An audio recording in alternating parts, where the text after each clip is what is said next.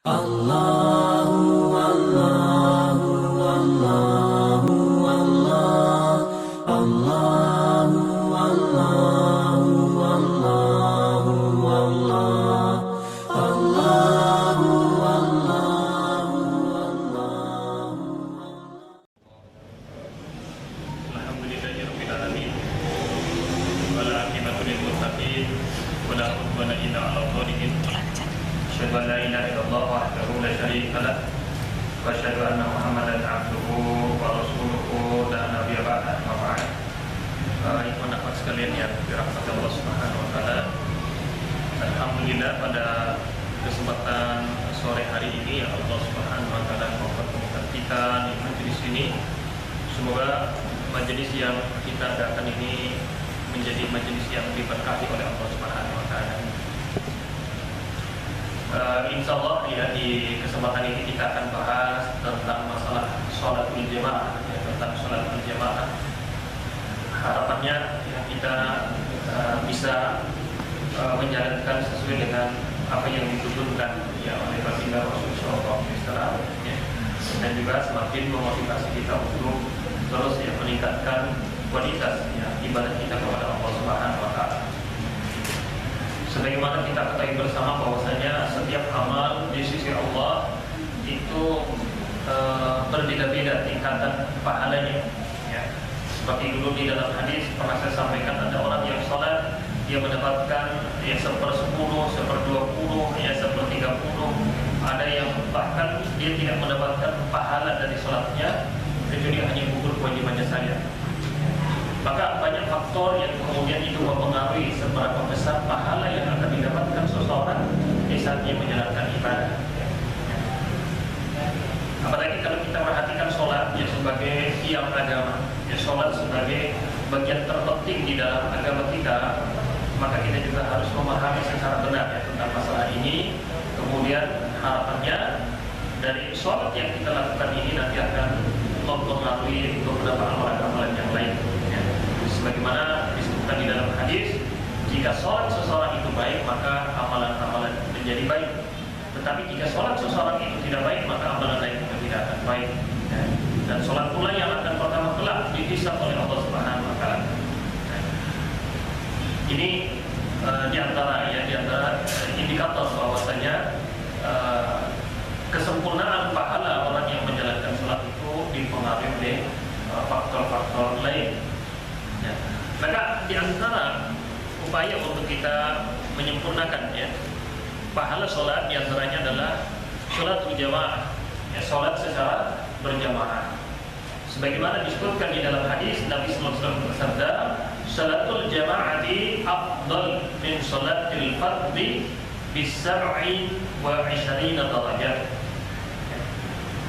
Salat yang dilakukan seseorang secara berjamaah itu lebih utama dibandingkan dengan salat sendirian dengan 27 derajat.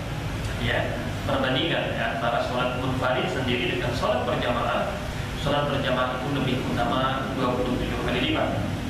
Nah ini, maka salat berjamaah dilakukan secara berjamaah itu upaya juga tadi untuk bagaimana salat kita ya kita mendapatkan pahala yang sebesar-besarnya, ya, mendapatkan pahala yang sebesar-besar. Kemudian juga disebutkan di dalam hadis pula ya bahwasanya sholatul jamaah tazidu ala sholati fi baitihi wa sholatihi fi subihi 25 darajat. Ya.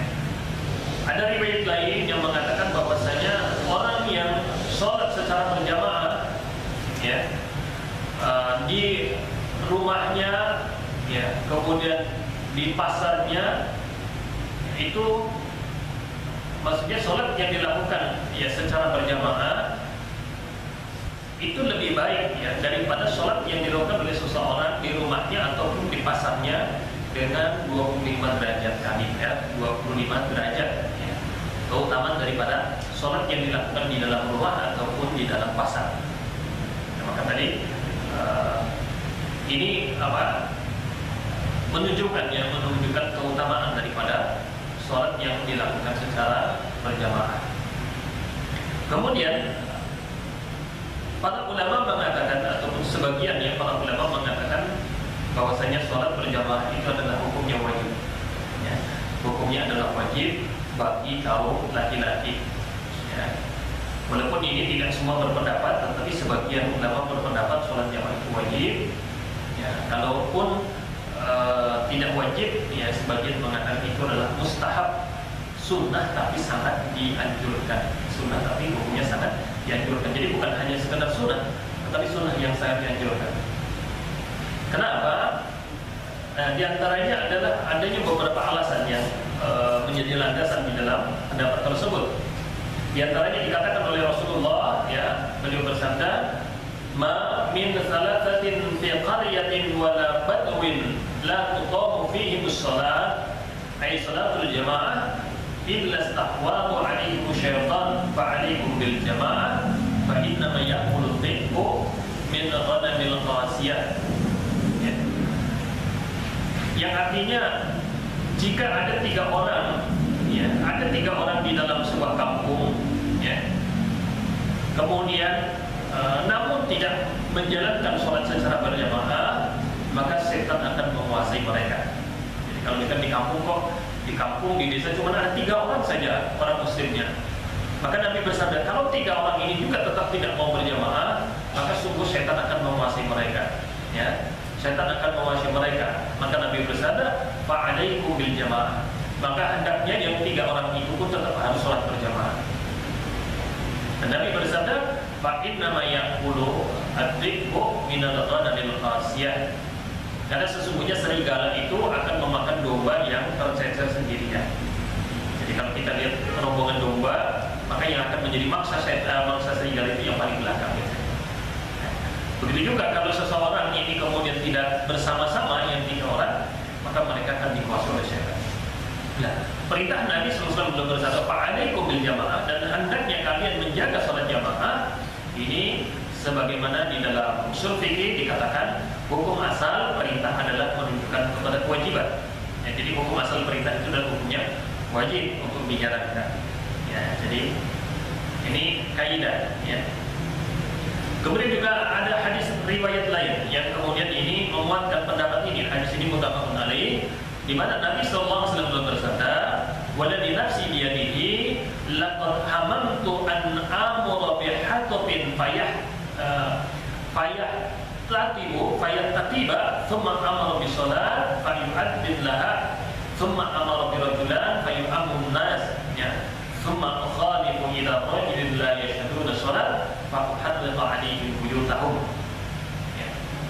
Artinya adalah sungguh demi zat yang jiwaku di tangannya, hanya demi Allah Subhanahu wa taala, saya telah bertekad, berazam, berobsesi sekali untuk memerintahkan orang-orang mengumpulkan kayu bakar. Ya, mengumpulkan orang-orang kayu bakar. Kemudian saya meminta salah satu orang untuk mengumandangkan azan dan menjalankan sholat berjamaah, dan saya pergi bersama sebagian orang untuk membakar rumah-rumah yang di dalamnya ada orang laki-laki yang tidak sholat jamaah. Nabi bersabda, "Laqad hamamtu artinya saya sudah bertekad sekali. Ya, saya ingin orang-orang rumah-rumah yang ada orang laki-lakinya kok nggak sholat berjamaah kemudian untuk dibakar rumah tersebut." Nah, kemudian ada penjelasan sebagian para ulama mengatakan, kenapa kemudian ini tidak dipraktikkan, ini baru ataupun hanya sebatas tekad Rasulullah. Di antara penjelasan para ulama mengatakan ternyata Rasul itu mendapatkan di rumah-rumah itu ada anak-anak kecil, ada orang-orang sakit, sehingga kemudian Nabi tidak jadi membakar rumah-rumah tersebut. Ya, seandainya di rumah itu cuma adanya laki-laki yang sehat saja, maka Nabi akan membakar rumah-rumah itu. Kenapa? Karena Nabi itu melihat begitu ruginya, ya, ataupun begitu tercelanya orang yang kemudian mendengarkan azan kemudian tidak memenuhi panggilan azan tersebut. Ya. Nah, hadis inilah yang kemudian juga menjadikan alasan ya kenapa para ulama mengatakan sholat jamaah itu adalah hukumnya wajib. Ya. Kemudian juga mungkin di antara ikhwan dan akhwat pernah dengar yang dulu ada seorang sahabat yang buta, ya, seorang sahabat yang buta,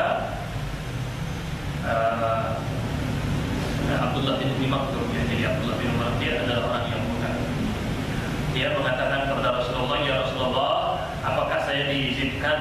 untuk tidak sholat jamaah karena saya tidak ada yang menuntut ke masjid. Jadi beliau di rumah dalam kebutuhan dan tidak ada yang kemudian selalu mengantarkan ke masjid. Maka boleh izin ya Rasulullah, bolehkah saya sholat di rumah? Kemudian Nabi SAW mengatakan boleh, ya kamu boleh sholat di rumah. Setelah orang ini beberapa langkah akan kembali ke rumah, kemudian Nabi memanggil, ya fulan kemari. Panggil lagi oleh Rasulullah, ya fulan kemari. Nabi bertanya, apakah kamu mendengar adzan? Ya. Maka orang ini mendengar oleh Rasulullah. Maka Rasul bersabda, kalau begitu penuhilah panggilan adzan. Penuhilah panggilan adzan. Banyak orang yang buta saja, Nabi tetap beliau bersabda, penuhi panggilan adzan. Dan beliau yang buta ini tidak ada orang yang menuntun beliau. Ya. Kenapa? Karena dengan mendengar panggilan adzan maka dia itu bisa tahu arah, ya kemana akan kemana suara sumber suara adzan tersebut, sehingga kemudian dia akan berusaha untuk mendatangi panggilan sholat tersebut. Nah, inilah yang kemudian yang menjadikan alasan kenapa sebagian ulama mengatakan hukumnya adalah wajib sholat berjamaah bagi kaum laki-laki yang dalam keadaan sehat, Kemudian jamaah sekalian yang dirahmati Allah Subhanahu wa taala, lalu berapa orang batasan minimal orang itu dikatakan sholat berjamaah? Ya. Apakah itu harus tadi 3 orang? Apakah itu harus misalkan 40 orang ataupun berapa nominalnya? Maka Nabi sallallahu alaihi wasallam bersabda dalam hadis diriwayatkan oleh Imam Abu Dawud, yang diriwayatkan juga oleh Imam Ahmad, bahwasanya sholatul rajuli ma'ar rajul azka min sholatihi wahdahu. Ya, kemudian wa sholatuhu ma'ar rajulaini azka min sholatihi ma'ar rajuli. Ya, wa ma kana aktsaru fa ahabbu ila Allah ta'ala. Nabi bersabda, sholat seseorang dengan orang lain, yaitu sholat secara berdua, itu azka, itu lebih suci, itu lebih baik, ya lebih baik daripada dia sholat sendiri. Ya. Dan sholatnya seseorang bersama 2 orang, artinya sholat bertiga itu juga lebih baik daripada sholat orang berdua. Ya. Kemudian wa kana aktsara fa ahabbu ila Allah, dan semakin banyak orang yang ikut sholat berjamaah, maka sholat itu lebih dicintai oleh Allah Subhanahu wa taala. Ya.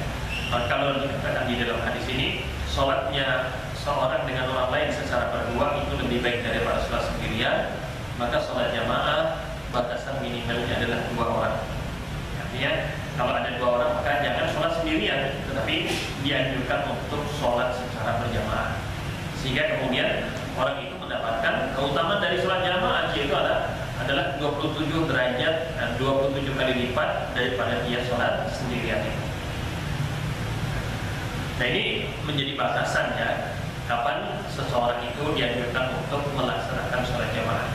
Misalkan kita juga dalam sebuah keadaan, misalnya kita sholat di rumah, ya karena ada suatu hal kita tidak bisa sholat di masjid, maka lebih baik juga di rumah kita laksanakan secara berjamaah. Ya. Ya, seorang suami menjadi imamnya, kemudian istri, anak kemudian menjadi makmum, itu lebih baik ya daripada sholat secara sendiri-sendiri.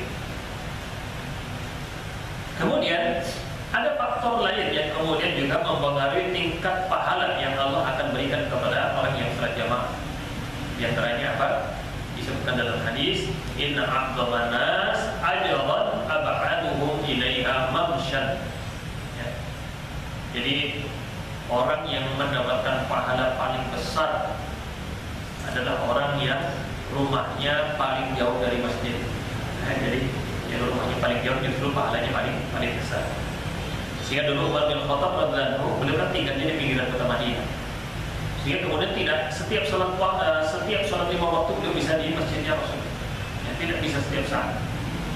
Sampai akhirnya kemudian beliau bergantian dengan tetangganya. Jadi kalau pas hari ini umat yang sholat ke masjid Nabi, maka sahabat ini dia sholat di kampungnya.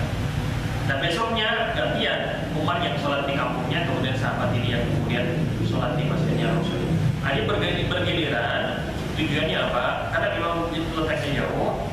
Kemudian yang kedua, takut kalau ada info-info yang terlewat yang itu disampaikan dari Rasul Sallallahu Alaihi Wasallam. Nah, Dan Umar bin Khattab beliau kemudian tidak berusaha untuk mencari rumah yang paling dekat dengan masjid. Kenapa? Karena dia tanya fadilah tadi, fadilah pahala yang besar yang akan diperoleh di saat orang itu berjalan ke masjid. Kan begitu ya, disebutkan di dalam hadis.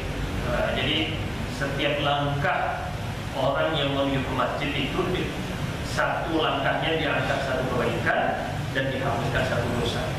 Artinya semakin jauh maka pahalanya semakin besar, semakin jauh pula dosa-dosanya semakin banyak yang diampuni oleh Allah Subhanahu wa Ta'ala. Kalau sekarang orang jauh sedikit kan jalan kaki, orang sekarang jauh sedikit pakai sepeda motor. Jadi kemudian sampai ada timbul pertanyaan, kalau begitu pahalanya seperti apa? Kalau setiap melangkah kan itu ada pahala. Nah ini kalau ronda bagaimana pahalanya? Nah ini yang Allah ya. Bisa saja mungkin setiap ronda satu kebaikan, satu putaran, satu kebaikan dan dihapus satu dosanya. Ya.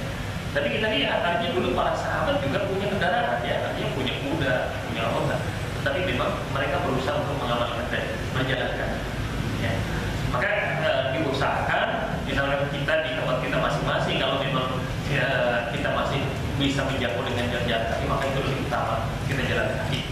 Kemudian yang kedua itu juga termasuk syiar Islam, artinya sholat itu termasuk syiar. Artinya dengan kita berjalan, banyaknya orang yang berjalan ke masjid itu adalah sebuah syiar dalam Islam. Nah itu menjadi pahala juga. Nah, maka seandainya di tempat tinggal kita masih menjangkau masjid dengan nyaman, walaupun agak sejauh, ya, maka kita usahakan bisa berjalan kaki. Ya, jadi ini berlaku untuk setiap sholat jamaah. Ya, artinya sholat jamaah apapun itu setiap langkah kita adalah meninggikan derajat kita satu derajat dan menghapuskan satu dosa yang pernah kita lakukan. Maka orang yang paling baik pahalanya adalah orang yang paling jauh perjalanannya kemudian menuju ke masjid. Nah ini dia berfadilah. Kemudian yang seterusnya adalah bagaimana hukumnya kaum wanita, apakah mereka diperbolehkan atau tidak di dalam menghadiri sholat jamaah? Karena tadi kita katakan bahwa sholat jamaah ini adalah bagi laki-laki adalah hukumnya wajib. Sebagian ulama mewajibkan, sebagian lain mengatakan itu adalah hukumnya mustahab, artinya sunnah tapi sangat ditekankan di sini. Ya. Maka disebutkan oleh para ulama bahwasanya misalkan di dalam riwayat Imam Ahmad, Nabi SAW bersabda, la tamna'u ima'akum. Ya, Nabi bersabda, janganlah kalian melarang wanita kalian untuk menghadiri sholat di masjid. Nabi bersabda, jangan melarang wanita-wanita yang hendak datang ke masjid untuk melaksanakan sholat. Artinya apa? Artinya ini hukumnya adalah dibolehkan. Jadi hukumnya adalah dibolehkan. Ya, tentu apa? Tentu dengan ketentuan-ketentuan. Karena hukum asal perempuan itu adalah hukum asalnya sholatnya di rumah. Itu hukum asalnya. Ya. Jadi kalau misalkan teman-teman akhwat kemudian misalkan di kos atau di rumah, itu hukum asalnya adalah sholatnya di rumah. Tapi seandainya tadi mau datang ke masjid karena ada faidah yang bisa diambil di masjid, maka Nabi bersabda jangan dilarang wanita-wanita yang hendak datang ke masjid. Ya, diperbolehkan. Apalagi tadi misalkan adalah di dalam masjid itu dia mendapatkan manfaat. Adanya misalkan adalah ceramah, ya ada pembahasan tentang masalah agama, pengajian di masjid, maka itu adalah jelas hukumnya sangat dibolehkan. Ya. Karena selain dia menjalankan sholat, tapi sekaligus juga adalah menambah ilmu tentang agamanya. Ya. Terlebih misalkan kalau di dalam rumah dia sendiri tidak ada pengajaran agama, ya di rumahnya kemudian juga tidak dihidupkan majelis-majelis ilmu, maka tentu dianjurkan ya bagi kaum wanita untuk bisa ikut serta di masjid-masjid guna mengambil manfaat dari pengajian-pengajian yang ada. Tentu sekali lagi dengan syarat-syarat yang harus tidak boleh dilarang. Yang diantaranya apa? Nabi bersabda, janganlah wanita-wanita yang pergi ke masjid memakai parfum. Ya, jadi dianjurkan tidak memakai parfum yang kemudian nanti mengundang perhatian banyak orang. Nah ini yang kemudian harus diperhatikan. Jadi diusahakan ke masjid juga menggunakan pakaian yang pakaian menjalankan sholat, dia kemudian dijaga. Ada hadis lain yang kemudian ini perlu disampaikan, yang Nabi SAW bersabda, "Ayyu mamra'atin asabat buhuran fala tashhad ma'ana al-isya al-akhirah." Siapapun wanita yang barang siapa kaum wanita yang sudah merasa menguap, artinya dia sudah ngantuk, ya maka Nabi bersabda, "Fala tashhad ma'ana al-isya al-akhirah." Maka tidak usah sholat isya bersama kami. Ya, jadi kaum wanita kalau sudah misalkan jam 7, jam 8 dia sudah merasa ngantuk, maka Nabi bersabda maka sebaiknya dia tidak usah datang ke masjid, tapi cukup dilaksanakan sholatnya di dalam rumahnya. Karena dalam prakteknya memang Nabi sering mengakhirkan sholat isya sampai pertengahan malam, ya, sering. Karena memang paling afdal sholat isya adalah di akhir malam. Sehingga dulu banyak di antara sahabat yang kemudian menunggu Rasul ya di masjid sampai mereka ngantuk-ngantuk. Ya mereka tetap setia menunggu Rasul, karena di zaman Rasul ataupun di zaman kalau ada imam pemimpin, maka tidak sah sholat tanpa menunggu imam. Jadi harus tetap menunggu imam. Nah, maka para sahabat itu mereka sampai mengantuk ya di dalam masjid karena menunggu Rasul ya, ditunggu untuk mengimami sholat mereka di situ. Ya. Ini yang berhubungan dengan kaum wanita. Jadi dibolehkan ya kaum wanita untuk menghadiri sholat jamaah dengan catatan tentu dia menjaga diri, kemudian tidak menimbulkan fitnah dan dirasa juga aman ya. Tapi seandainya kemudian ada kekhawatiran maka tidak mengapa wanita itu kembali ya sholat melaksanakannya di rumah karena pahalanya juga lebih besar. Jadi kalau laki-laki dan perempuan itu berbanding terbalik. Jadi kalau laki-laki sholat di masjid yang semakin ramai, semakin besar pahalanya lebih besar. Tapi kalau wanita sholat di kamarnya itu lebih baik daripada sholat di rumahnya. Ya, sholat di rumahnya lebih baik daripada sholat di masjidnya.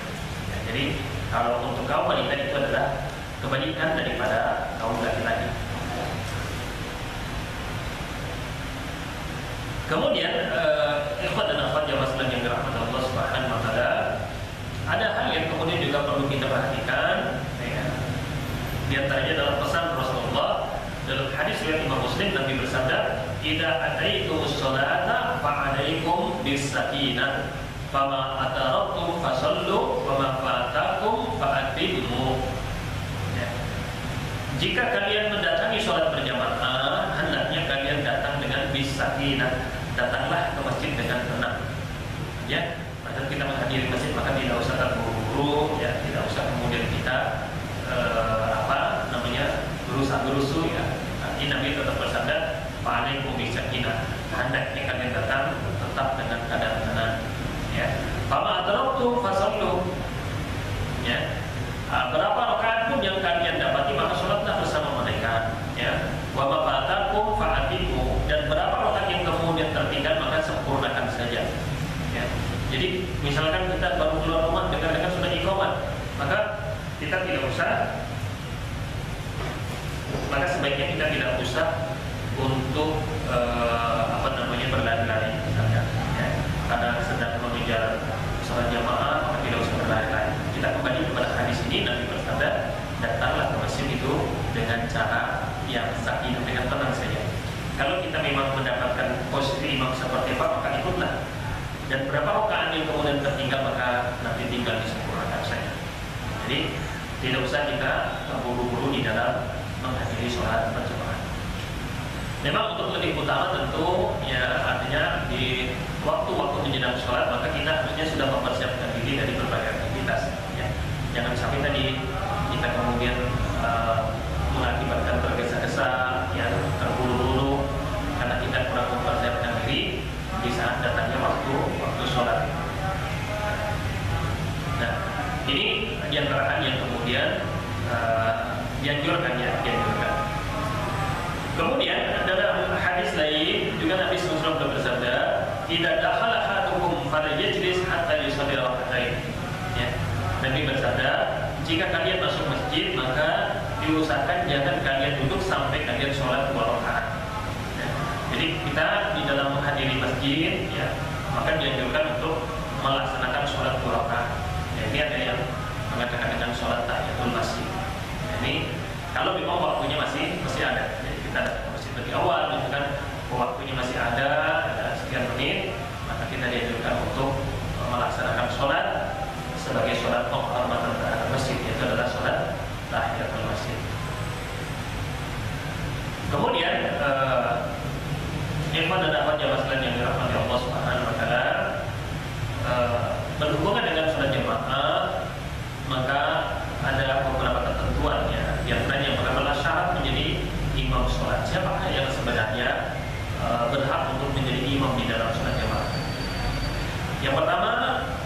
imam disyaratkan adalah laki-laki yang adil dan faqih.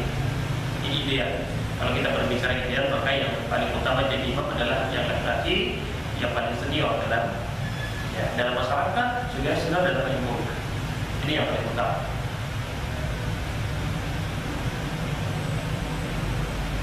Kemudian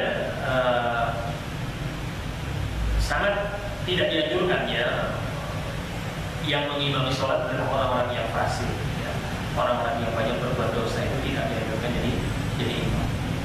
Disebutkan di dalam hadis, la yu'ammana imra'atun rajulan wa la fakhirun mu'minan illa ayyaqrabu sabras bi sultan aw yaqrabu sawtahu aw sayfahu. Dan Nabi bersabda, janganlah sekali-kali wanita dan orang-orang yang berdosa menjadi imam bagi orang-orang yang beriman. Maka tidak boleh orang-orang yang banyak berdosa menjadi imam, kecuali jika ia memaksa dengan kekuasaannya. Kecuali memang dipaksa, misalkan oleh penguasa harus jadi imam, ataupun apapun kalau sifatnya adalah dipaksa oleh penguasa, maka itulah keadaan yang terpaksa. Tetapi secara umum, orang yang menjadi imam adalah tentu laki-laki yang adil dan faqih. Faqih artinya adalah paham tentang agama ini, paham tentang sholat jamaah, hukum-hukumnya, dia harus memahami itu. Jangan sampai kemudian terjadi kelupaan dalam sholat, kemudian dia tidak tahu solusinya bagaimana. Maka diperlukan adanya standar keilmuan yang dimiliki oleh imam. Standar keilmuan yang paling minimal adalah dia memahami tentang fikih sholat jamaah. Jadi dia minimal memahami tentang fikih imam, fikih makmum, dia harus tahu. Sebab ini berhubungan dengan orang banyak di dalam menjalankan sholat, dan imam adalah posisi dia adalah sebagai penanggung jawab terhadap sholat yang dilakukan secara berjamaah. Adapun yang paling berhak untuk jadi imam, tadi misalkan laki-lakinya banyak, yang adil banyak, yang paham agamanya banyak, maka Nabi bersabda, yaqumul qauma aqrabuhum li kitabillah. Yang paling berhak utama jadi imam adalah orang yang paling banyak membaca Al-Quran ataupun paling banyak hafal Al-Quran. Jadi ini yang paling utama. Yang paling banyak bacaan Al-Qurannya, paling banyak hafal Al-Qurannya, maka dia adalah yang paling berhak untuk menjadi imam di dalam sholat, sholat secara berjamaah. Kemudian juga dalam sholat jamaah ini ada beberapa hal yang perlu disampaikan juga. Di sini dikatakan yang pertama adalah sahnya seorang anak menjadi imam, maksudnya anak laki-laki. Anak laki-laki misalkan dia sudah usia 8 tahun, 9 tahun, maka dia sah untuk menjadi imam, mengimami orang-orang dewasa yang ada di belakang. Maka mungkin juga teman-teman pernah melihatnya ada di YouTube, ada imam yang masih anak-anak, tapi walaupun anak-anak dia Al-Quran, anak-anak itu hafalnya lebih banyak daripada yang dewasa. Maka yang seperti adalah hukumnya sah. Jadi boleh misalkan nanti rekan-rekan punya anak, ternyata anaknya lebih pandai, lebih pintar di rumah, maka boleh dia untuk menjadi imam bagi ibunya, bagi bapaknya di rumah. Itu juga di masyarakat. Jadi kalau memang seseorang itu lebih utama dari segi Al-Qurannya, maka dia yang lebih diprioritaskan untuk menjadi imam. Ini yang pertama. Kemudian bagi wanita, kaum wanita boleh mereka menjadi imam, yaitu bagi jamaah semuanya wanita. Jadi kalau semuanya wanita boleh salah satu kemudian menjadi imam untuk sholat kaum wanita. Nah ini yang diantara yang perlu diperhatikan dalam masalah imam dan makmum.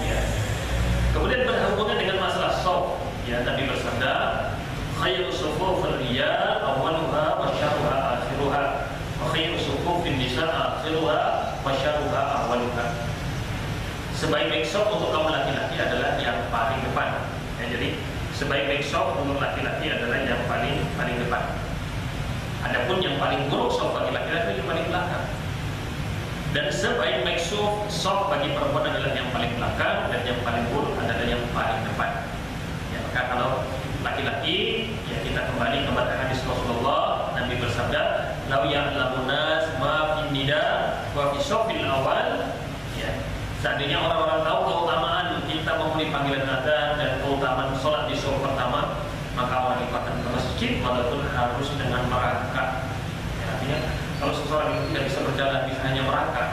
dia akan mampu dan mau melakukan hal tersebut, mengingat besarnya pahala sholat di shaf pertama. Ya, ini untuk kaum laki-laki. Adapun kaum wanita adalah di belakang. Di belakang dengan catatan seandainya tidak ada takbir antara shaf laki-laki dan shaf perempuan. Jika misalkan kita sholat di lapangan atau di masjid yang kemudian tidak ada hijab, tidak ada pembatas laki-laki dan perempuan, maka kaum wanita pilih yang paling belakang, laki-laki yang paling depan. Tapi kalau seandainya shaf untuk laki-laki dan perempuan itu dibatasi dengan pembatas, maka tidak mengapa kaum wanita adalah depan, ya, paling dekat dengan pembatas sholat. Itu yang utama. Karena apa? Karena sudah ada pembatas yang antara kaum laki-laki dan kaum perempuan. Tapi untuk kaum laki-laki tetap yang paling utama adalah yang paling awal ataupun yang paling pertama dalam barisan shaf tersebut. Kemudian yang seterusnya, ikhwan dan akhwat jamaah sekalian yang dirahmati Allah Subhanahu wa taala, dalam salat berjamaah imam itu adalah sebagai sutra bagi makmum. Ya, artinya kalau kita lewat depan orang salat kan tidak boleh di saat dia salat sendirian. Tapi kalau salat berjamaah kita boleh melewati barisan-barisan dalam shaf, itu hukumnya boleh. Yang tidak boleh adalah melewati depan imam. Ya, jadi misalkan dalam keadaan sholat, ya, misalkan kita ada di barisan depan, kemudian kita batal misalkan, maka kita boleh berjalan. Atau misalkan kita masuk masjid, ternyata yang dekat-dekat pintu sudah penuh dan adanya di tengah ataupun di samping, maka kita boleh melewati depan orang-orang yang sedang sholat. Ya, itu tidak mengapa. Karena yang tidak boleh adalah melewati depan imam. Karena imam itu adalah sutra bagi makmum.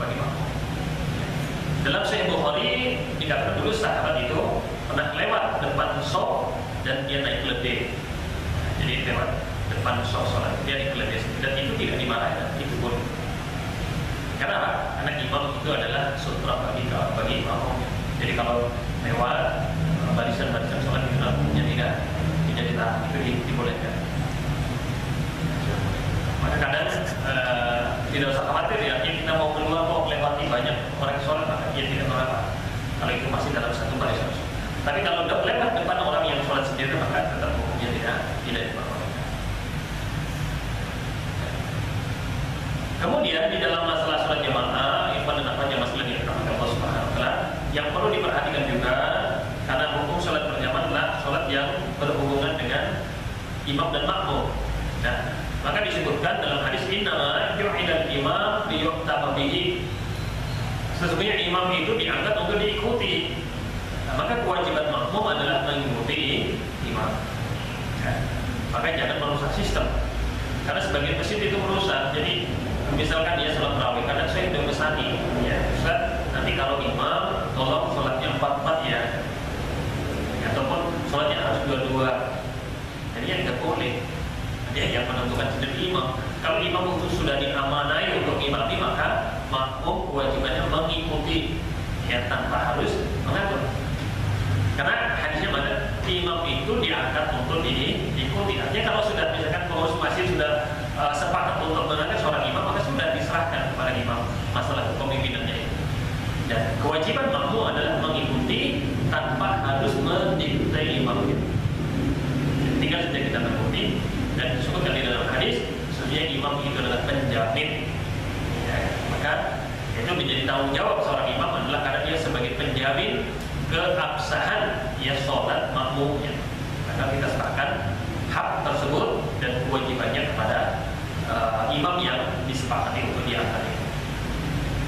Maka tadi karena imam diangkat untuk diikuti, maka Nabi bersabda, "Fala takhtalifu alaihi." Maka jangan menyelisih imam. Jangan menyelisih imam. Yaitu apa? Fa idza kabbara fakabbiru. Ya. Jika imam sudah bertakbir, maka bertakbirlah kalian.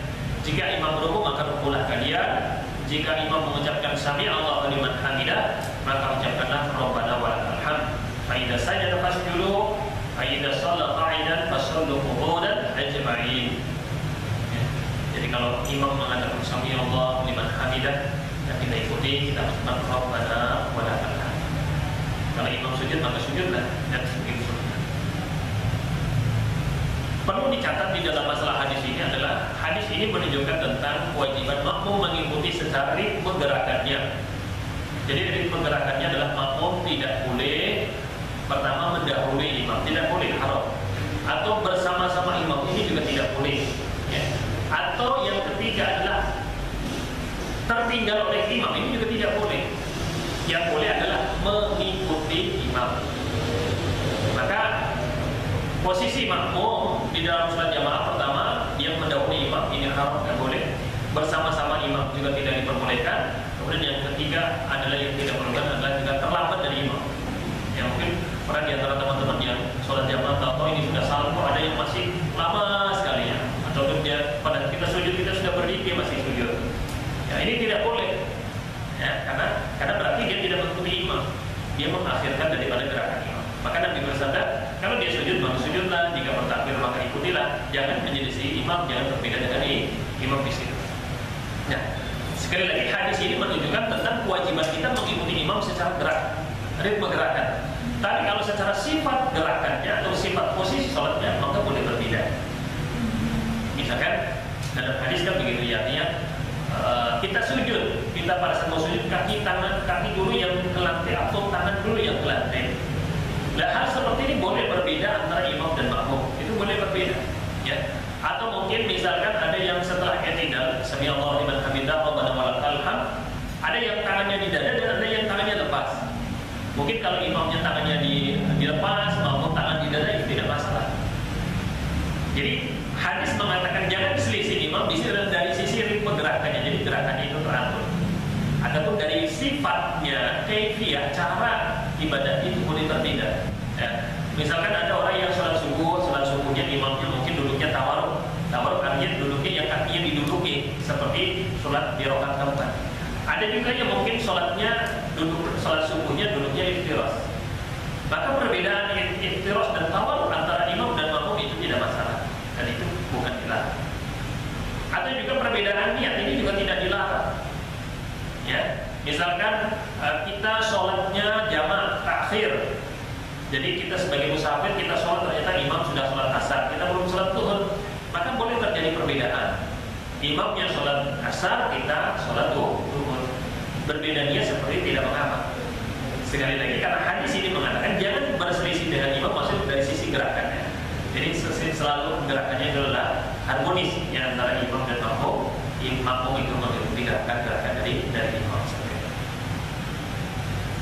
Karena di dalam hadis disebutkan amma yakhsha ahadukum idza rafa'a ra'sahu qabla al-imam ayyuhawwila Allah ra'sahu ra'sal himar aw yuhawwilu Allah sawtahu sawtal himar. Nabi bersabda, saya khawatir yang khawatirkan makmum yang mendahului gerakan imam itu Allah akan rubah kepalanya menjadi kepala keledai. Ya. Atau bisa juga Allah akan rubah rupanya dengan rubah dengan badan keledai. Artinya ini celaan, tidak boleh. Artinya imam itu mendahului atau terlambat, itu tidak boleh.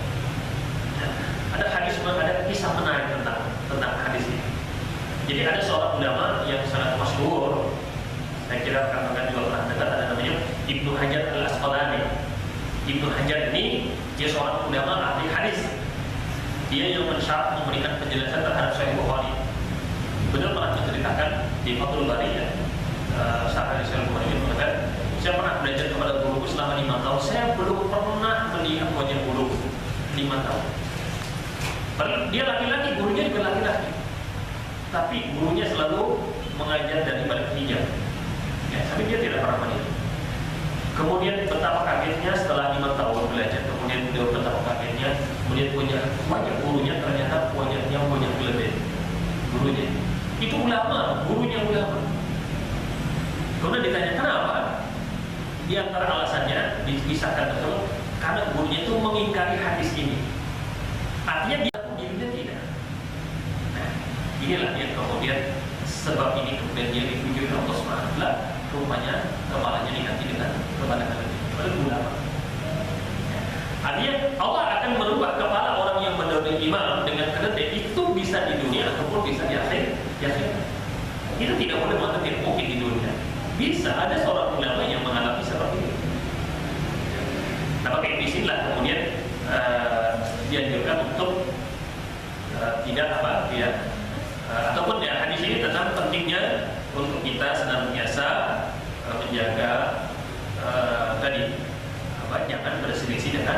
dengan imam di saat kita sholat berjamaah. Ini waktunya tidak panjang itu. Saya cukupkan ini materinya belum selesai, karena ini materi satu semester ya. Bisa dibahas 1 jam tidak bisa ya. Mungkin ini yang saya sampaikan, mengingat waktunya cukup pendek. Mungkin dari apa yang saya sampaikan, kalau ada hal yang mungkin perlu ditanyakan, kami persilakan. Oke. Selanjutnya adalah sesi pertanyaan, dan ini sudah ada pertanyaan. Saya pernah mendengar dari seorang ustadz bahwa ketika kita sholat berjamaah, kita harus bisa melihat gerakan sholat dari imam atau orang yang mengikuti imam. Mohon penjelasan dari ustadz mengenai hal tersebut, karena di sini di lantai 2 tidak memungkinkan untuk melihat gerakan sholat imam ataupun mengikuti imam di lantai 1. Ya, berkenaan dengan pertanyaan ini, yang pertama saya sampaikan adalah masalah seperti adalah masalah yang sifatnya kontemporer, artinya pada zaman Rasul itu tidak ada. Ya. Karena biasanya kalau di zaman Rasul itu tidak ada, maka kemungkinan itu bisa terjadi khilaf. Ya, artinya memungkinkan sekali terjadi perbedaan para ulama di dalam menghukumi hal ini. Nah, maka di antara penjelasan ulama dibolehkannya kita bermakmum ataupun syarat di dalam sholat berjamaah yang pertama adalah kita satu tempat dengan imam, hanya satu tempat dengan imam, tidak terpisah, artinya satu tempat. Jika di masjid ya di masjid ini semua. Kemudian tidak boleh satu di masjid, satu di kampus. Ya. Kemudian yang kedua, tadi diusahakan imam makmum dia bisa melihat imam, gerakan imam. Tujuannya apa? Tujuannya tadi tidak menyelisih gerakan imam. Ya, jangan sampai kalau dulu di masjid di UI ekonomi itu sholatnya kita di lantai 2 kan tinggi sekali. Kemudian ke lantai bawah itu tinggi, artinya bisa, atau kalau mungkin di sini seperti di musyola teknik termasuk gitu ya, kan sholatnya di lantai 2. Memungkinkan yang di bawah itu tidak melihat sama sekali di sini. Tapi itu tetap diperbolehkan selama apa? Dia bisa mengikuti dan melihat teman-temannya yang mengikuti imam. Artinya pembahasan ini adalah intinya bagaimana gerakan imam itu tidak menyelisih gerakan makmum itu tidak menyelisih gerakan imam. Ini yang perlu diperhatikan. Maka selama misalkan seorang makmum yang kemudian bisa melihat gerakan imam, gerakan makmum yang lain di depannya, yang kemudian bersama kepada imam, maka itu hukumnya tetap diperbolehkan. Ya. Tapi dianjurkan memang menyambung antara makmum satu dengan makmum yang lain. Ya, ini yang diusahakan seperti itu. Jadi misalkan kalau tidak melihat imam secara langsung, tetapi dia bisa melihat makmum yang di depannya yang mengikuti imam, maka inilah hukumnya diperbolehkan. Ya, hukumnya diperbolehkan. Allah habis. Ya, apakah ada pertanyaan lagi? Silakan. Assalamualaikum warahmatullahi wabarakatuh. Waalaikumsalam. Ustadz, bagaimana jika apabila dalam satu mushola atau dalam satu masjid itu ada 2 kelompok jamaah yang itu sama-sama melaksanakan sholat jamaah sendiri-sendiri. Nah, itu bagaimana, apakah sah atau tidak? Terus apabila kita sudah mengetahui mana yang benar, apa yang kita lakukan sebagai jamaah yang melihat gitu? Terima kasih. Iya, terima kasih pertanyaannya. Bagaimana hukumnya sholat dalam satu masjid dengan 2 imam? Maka ini adalah sesuatu yang menyelisih sunnah dan ini dilarang dalam Islam. Nah, jadi dalam satu masjid itu hanya dibolehkan satu jamaah. Dibolehkan hanya satu jamaah. Seandainya mau bikin jamaah baru, maka menunggu jamaah lain itu selesai. Ya. Tapi seandainya yang paling bagus adalah di saat kita sholat di masjid, misalnya kita terlambat atau apapun, maka kita dianjurkan untuk langsung bergabung yang mana di situ sudah ada sholat jamaah. Jadi tidak semangat membuat jamaah baru. Ya, jadi ini masuk di dalam umuman ayat atau hadis, artinya waqtasimu bihablillah, dan kita bersatu padu, janganlah kita berselisih di situ. Maka perbedaan sholat apalagi dalam satu tetap itu nanti memicu kepada dari perpecahan yang kemudian tidak diperbolehkan. Jadi apalagi kalau di masjid yang memang di situ ada imam tetap, maka tidak sah ya ataupun dilarang sholat tanpa seizin imam tetap di situ. Karena imam adalah penguasa masjid. Jadi misalkan seandainya dia mau melaksanakan jamaah sendiri, selesai maka harus menunggu dari imam, karena dia masuk dalam wilayah kekuasaan imam di situ. Maka sangat, dan ini yang sering sekali pengalaman, misalnya bahwa jamaah umroh kan gitu ya, jamaah umroh kadang kita sudah katakan nanti kita kita sholatnya bareng-bareng. Nah, akhirnya banyak orang yang kemudian sholat sendiri. Ya, akhirnya orang-orang yang di sana itu kaget, ini orang mana kita. Kalau di situ sudah ada jamaah, maka cepat langsung bergabung. Jangan membuat jamaah baru. Apalagi itu sifatnya bareng-bareng. Ya. Maka biasanya saya pernah mengalami sendiri dan betul-betul ditegur, yang ditegur oleh jamaah-jamaah negara lain. Kenapa ini? Apa yang terjadi? Dan mereka jadinya suudzon, apakah mereka tidak halal? Apakah mereka tidak boleh menjadi imam? Tidak, apakah mereka dilarang Muslim? Jadi mereka suudzon karena tidak pernah terjadi di negara Arab ini. Mereka sudah paham lagi kalau sudah ada jamaah tidak dianjurkan bikin jamaah. Nah, kebanyakan jamaah Indonesia melakukan itu karena apa? Karena kejahilan, karena ketidaktahuan di situ. Maka seandainya misalnya kita mendapatkan dalam satu masjid ada seperti, maka kita setelah sholat kita sampaikan, ya Pak, dalam Islam dianjurkan kalau sudah ada jamaah maka sebaiknya bergabung dengan jamaah yang sudah ada. Kan Nabi bersabda begitu, jika engkau mendapatkan maka ikuti, ya. Kalau yang tertinggal maka tinggal disempurnakan saja, tanpa harus membuat jamaah baru. Misalnya juga kita sebagai musafir, imam itu sedang sholat mungkin tidak masalah. Ya, artinya kita sholat dulu bersama imam, setelah tinggal kita menyempurnakan sholat. Ya, Allah Rasul.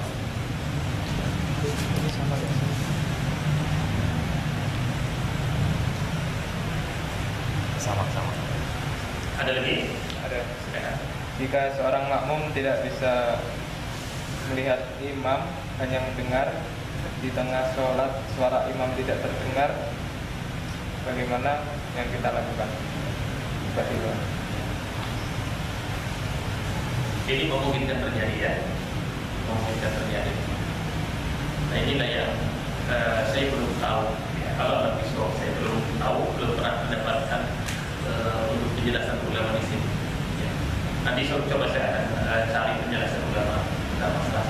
Jadi terus terang ini sesuatu yang kontemporer, ya, artinya apalagi di zaman Rasul itu tidak mungkin terjadi kasus yang seperti Allah Taala. Ustaz, mau tanya juga, bagaimana hukumnya kita melakukan sholat berjamaah lagi? Sebelumnya kita sholat sendiri. Artinya kita sudah ikut sholat lagi bersama jemaah. Iya, ada jamaah. Nah, hukumnya boleh, ya, tapi kita niatkan itu sebagai sholat sunnah. Jadi itu kita sholat zuhur, ya sudah sholat zuhur, tahu-tahu, nah, misalkan kita jalan safar lah kan gitu ya, kita sudah di jamaah, ya sudah jamaah kan jamaah antara zuhur dan asar, kita asarnya sudah dilakukan di sholat zuhur misalkan, atau kita sampai di situ sudah sholat, ya boleh kita sholat lagi, tapi niat kita bukan sholat asar, kita hanya sholat mutlak saja, sholat bersama imam. Tidak mengapa, karena tidak boleh ada dua sholat dalam satu hari, tidak boleh zuhur 2 kali, asar 2 kali. Maka salah satunya itu diniatkan sebagai sholat sunnah. Hukumnya diperbolehkan. Allah Akbar. Apakah ada pertanyaan lagi? Silakan kalau mungkin ada lagi yang perlu ditanyakan.